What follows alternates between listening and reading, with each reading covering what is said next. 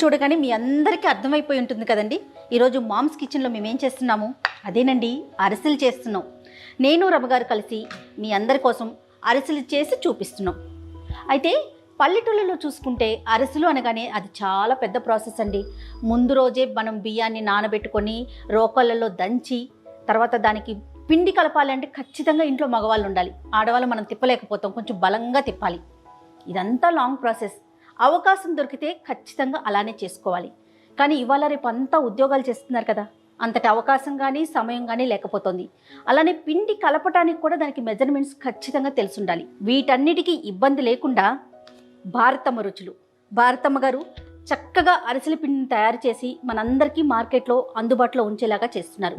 So మీరు ఎవరు అరిసెలు చేసుకోవాలన్నా మనకి స్క్రీన్ మీద కనిపిస్తున్న నెంబర్కి కనుక కాల్ చేస్తే వెంటనే ఆర్డర్ మీద మీకు సప్లై చేయడం జరుగుతుంది. అరిసెలు కూడా చాలా బాగుంటాయండి. నేను కూడా ట్రై చేశాను. తప్పకుండా మీరంతా కూడా ట్రై చేయండి. మరి ఇంకెందుకు ఆలస్యం, రమగారిని పిలిచేద్దాం, అరిసెలు చేసేసుకుందాం. వెల్కమ్ టు మామ్స్ కిచెన్ రమగారు. Thank you Jaya. నేనే మొత్తం చెప్పేశాను, అరిసెలు చేసేస్తున్నాం మన ఇద్దరమని. ఓకే రమగారు, మామూలుగా ప్రాసెస్ ఎట్లా అండి? బియ్యం నానబెట్టుకోవటం, కుదిరితే రాత్రి పొద్దునే లేచి వాటిని దంచుకోవటం. బియ్యం రోకలతో దంచి ఆ తడిపిండితోటే అరిసెలు చేస్తారు. అరిసె అంటే తడిపిండి. గిన్నె కూడా పంపించి వెంటనే మనకి ఇంటి దగ్గరలో ఎక్కడైనా ఉంటే కనుక పట్టించుకోవటము, జల్లించుకుని ఆ తడి ఆరకుండానే మనం చేసుకోవటం. మామూలు ఏంటంటే మనకి 1 కిలో చేయదలుచుకుంటే 1/4 కిలో పిండి పక్కన ఎక్సెస్ ఉంచుకోవాలి. కొంచెం అది చేతొచ్చిన వాళ్ళు ఖచ్చితంగా ఒకళ్ళు ఉండాలి. మనకు కూడా చేయి తిరగాలి. పాకం కూడా ప్రధానం కదా? పాకమే ప్రధానం. ఆ పాకం సరిగ్గా గట్టి ఉండపాకం రావాలి. అప్పుడు ఈ పిండి పోసుకోవాలి. ఒకవేళ పిండి లూజ్ అయితే జౌకైపోయి కంగారు వస్తుంది. అవును, ఎక్స్ట్రా పిండి పక్కన పెట్టుకోవాలి. ఇది ప్రాసెస్ అయితే ఇది. అయితే ఇప్పుడు నువ్వు భారతమ్మ గారి రుచుల సంగతి చెప్తున్నావు కాబట్టి అవునండి, ఇది సింపుల్ అండ్ ఈజీ. పిండి చక్కగా రెడీగా ఉంటుంది. ఓపెన్ చేయటం, చక్కగా ఉండలు చేయటం, ఒత్తేసుకోవటం, నూనె వేడి చేసుకుని కాల్ చేసుకోవటం. అవును అవునండి. సో మన దీంట్లో నువ్వులు లేవు, మనం నువ్వులు కొంచెం పైన అద్దుకుని చేసేసుకుందాం. ఓకే, ఇదిగో మన భారతమ్మ గారి పిండి రెడీగా ఉంది. పాకం పర్ఫెక్ట్ గా ఉంది, చక్కగా వచ్చేసింది. ఏంటంటే కొంచెం నెయ్యి కానీ నూనె కానీ చేసుకుని ఉండలు చేసేసుకుందాము. సరే రమ్మగారు. స్టవ్ ఆన్ చేసుకుని మూకుడు మీద నూనె పోసేసుకుని ఉండలు చేసేసుకుందాం. ఓకే అండి. ఈలోపు నూనె కూడా కాగుతూ ఉంటుంది, మన పని అయిపోతుంది కదా.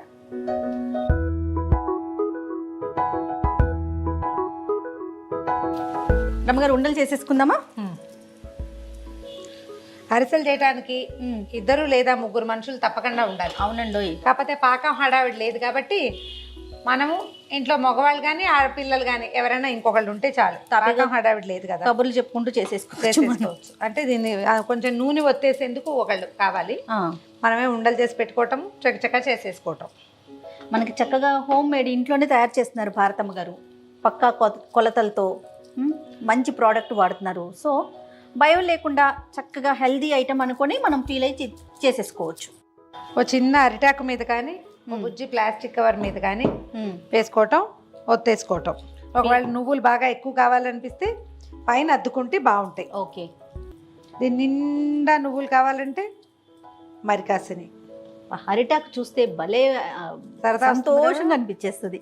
కానీ రమగారు, ఇలాంటి పిండి వంటలు చేసేటప్పుడు అన్ని వస్తువులు ఉండాలండి. దేనికి అది ఉంటేనే చాలా సులువుగా త్వరగా అయిపోతుంది కదా.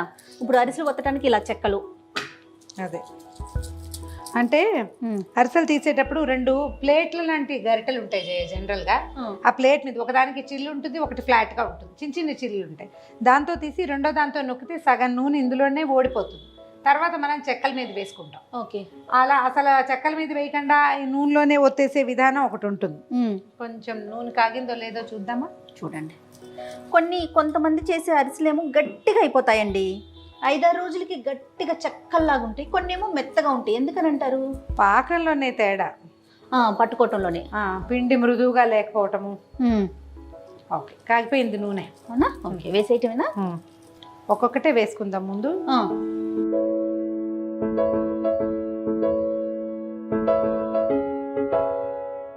నీ ఉండలన్నీ చతికిల పడి కలిసిపోతున్నాయి చూడు. అవునవును, అంటుకుపోతున్నాయి. నేను చేసిన ఉపయోగం లేదు.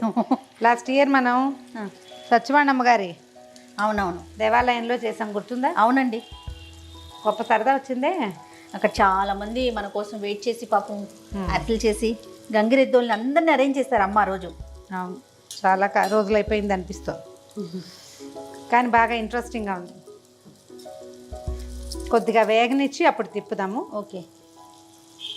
మీడియం ఫ్లేమ్ మీదే చేసుకోవాలి జయ. ఎక్కువ కనుక ఫ్లేమ్ పెట్టామంటే లోపల పచ్చిపిండి ఉండిపోతుంది, బయట కరకరలాడిపోతూ ఉంటుంది. అమ్మ వాళ్ళు పాకం పట్టి ఇచ్చేవాళ్ళు ఎప్పుడైనా, తక్కువే అలాగా, కానీ బాగా వీలుగానే ఉంటుంది. అది ఒక 20 రోజుల పాటు ఇంచుమించు ఫ్రిడ్జ్లో ఉంచుకోవచ్చు, బాగా వస్తుంది.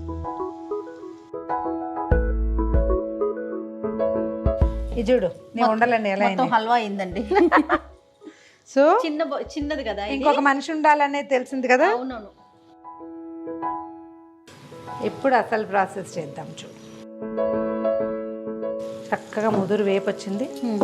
దీనికి నేను ఈ పని చేస్తున్నా. నిజానికి మన దగ్గర కనుక అవి ఉంటే, ఏవి నేను చెప్పినట్టుగా ప్లేట్లు ఉంటే మనం అందులోనే ఒత్తేసుకోవచ్చు. దీని మీదకి షిఫ్ట్ చేయండి. ఎక్కువ నొక్కక్కర్లేదు, నువ్వు సింపుల్గా నొక్కితే సరిపోతుంది. చాలు కదా, ఒకవైపు చాలు. దీన్ని ఎలా అంటే కొంచెం ఇట్లా దీని మీదకి గోడుగా పెట్టుకోవాలి. నూనె పెడితే నూనెగా ఏదైనా ఉంటే కారిపోతుంది అనమాట. ఇది కొంచెం పాటి నేర్పడతానంతో చేయవలసిన పని. అవునవును.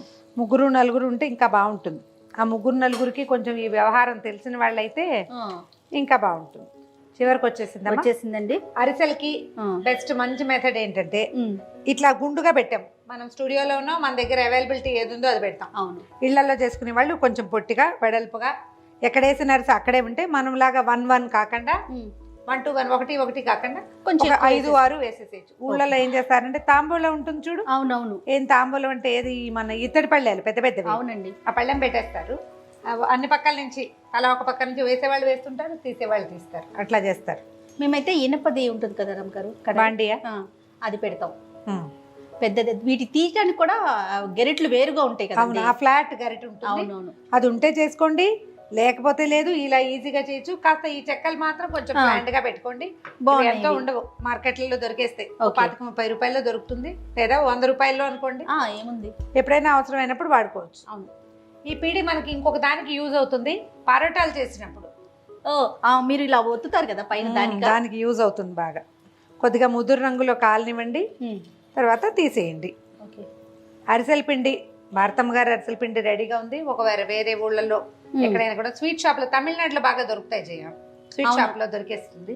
ఆ పిండి తెచ్చుకుని ఇంట్లో చేసేసుకుంటారు. 1-2 సార్లు మనకి ఇది చేయటం కనుక వస్తే ఓసారి పాకం కూడా ట్రై చేయొచ్చు. అవును. పెద్ద ప్రాసెస్, చాలా టైం అనుకోకుండా ఇలా పిండి దొరుకుతుంది కాబట్టి ఎప్పుడు తినాలనుకుంటే అప్పుడు అదే చేసేసుకో. అండ్ ఫ్రెష్ గా మనమే చేసుకుంటే ఇంకా బాగుంది. నూనె మీద డౌట్ లేకుండా, అంటే పాకం ఎక్కడైనా ఒకటే రకం, కరెక్ట్. ఆయిల్ మీద అనుమానం లేకుండా చేసుకోవచ్చు. ఓకే, వన్ లాస్ట్ థింగ్ అయిపోయింది. ఇవన్నీ నిదానంగా కూర్చొని ఓపికతో చేసుకోవాల్సిన పనులు. అవును, కొంచెం 4-5 సార్లు చేస్తే వచ్చేస్తుంది. అవునవును. మనకు ఆ సులువు తెలిసిందనుకో, సింపుల్ అనిపించేస్తుంది. ఇవాళ రేపు చిన్నపిల్లలు కూడా కొత్తవి పాతవి ట్రై చేస్తున్నారు. చేయటమే. మనం తినే 4కి ఎవరు చేస్తారు, అలా బతికిస్తే ఇక చేసేది ఏం లేదు, ఎప్పటికీ రావు మనకి. ఎప్పుడైనా ఒకసారి ట్రై చేస్తుంటే. మేము ఫస్ట్ టైం చేసినప్పుడు 1/2 kg బియ్యంతో సొంతంగా చేయటం మొదలు పెట్టాక 1/2 kgయే, కొంచెమే నూనె పెట్టి, ఇంత పెద్ద మూకుడు కూడా కాదు, బుజ్జి మన తాలింపుల మూకుడు ఉంటుందా, అంత చిన్న మూకుడు పెట్టి చేశాను. అయిపోయింది. ఓకే, స్టవ్ ఆపేస్తాను. అయిపోయినాయి రమ్మ గారు, తీసే వేడి.